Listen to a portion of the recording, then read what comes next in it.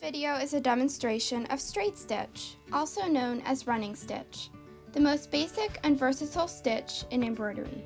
Along the way, you will also learn how to transfer designs and prepare fabric and thread for embroidery. When you hear the word embroidery, you probably think of traditional techniques, but freeform embroidery, which we will be exploring in this video, is a more creative and modern form of embroidery. The supplies needed for this project from left to right are a pencil, or better yet, a water-soluble transfer pencil or pen, a pair of scissors for trimming threads and cutting the fabric, an embroidery or crewel needle large enough to accommodate the embroidery floss, an iron, an embroidery hoop, embroidery floss in 2 different colors, and fabric. Virtually any fabric can be used for freeform embroidery. I recommend non-stretchy fabrics with an even weave, meaning that the vertical and horizontal threads are of the same thickness.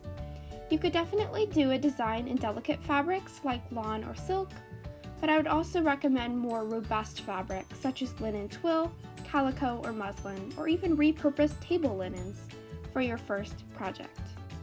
Transfer a design onto your fabric.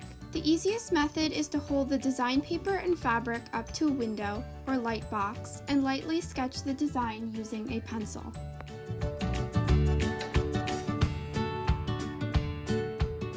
Preparing your fabric. First, iron out your fabric to work out all the wrinkles. Place the fabric over the hoop circle and the loosened top over that. And then tighten the screw to secure. You don't want to stretch the fabric, but the hoop should hold the fabric taut as you stitch. If you have extra fabric, you can trim, but leave at least an inch on all sides. Preparing your thread. Pull the embroidery floss from the skein and trim a length no longer than 18 inches. You will notice that embroidery floss comes in 6 strands. I like to embroider with just 3 of the strands. So pull away 3 of the strands, one by one, from the floss, taking care not to tangle. The reason for separating the strands is better coverage and stitch definition. Then, recombine the 3 strands so that they lay parallel to each other.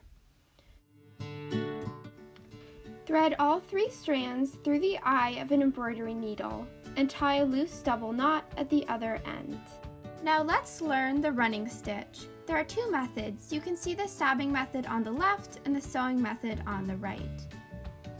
For the stabbing method, stab the needle up from the back of the fabric and pull through. Then insert the needle back into the fabric about 1/8 of an inch from where you came up.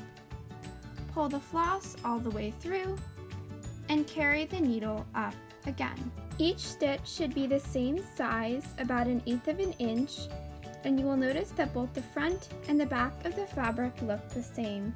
While the sewing method creates the same broken line of stitching, it is more efficient because you are maneuvering the needle to carry the thread over and under the fabric in a continuous motion.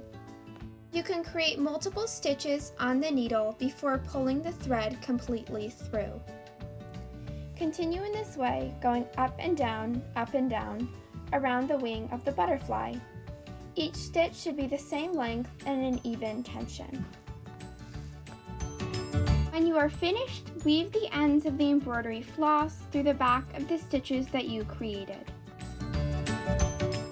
If you wish, prepare the other color of embroidery floss and create a line of running stitches for the body of the butterfly. So here's the finished butterfly. If there are any stray marks, you can remove with an eraser. I hope that you now have a solid foundation in freeform embroidery, and that you know what fabrics are most suitable, how to transfer designs, how to prepare fabric and thread, and how to create the running or straight stitch.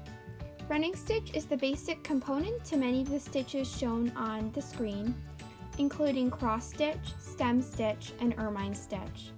So keep on experimenting and learning by doing. Thank you for watching.